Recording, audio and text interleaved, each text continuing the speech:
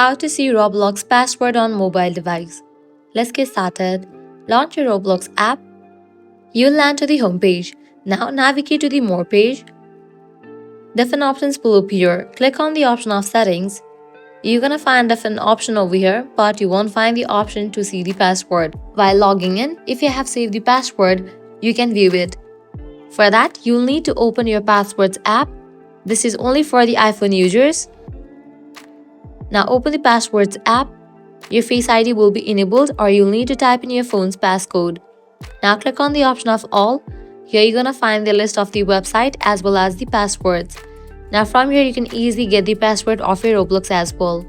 For the Android users, what you can do is navigate to your preferred browser that you have used to log into your Roblox account. Click on the profile icon. Click on the option Manage your Google account. Now navigate to the option of Security. Scroll down. You'll find this section of Passwords Manager. Click on the option of Manage Passwords. Now over here you will find the option of Roblox password. You just have to click on the website of Roblox and with that you're gonna get the password. So that's the wrap for this video. This way you will be able to see Roblox password on mobile device. If this guide was helpful, do not forget to like, share and subscribe. Thanks for watching.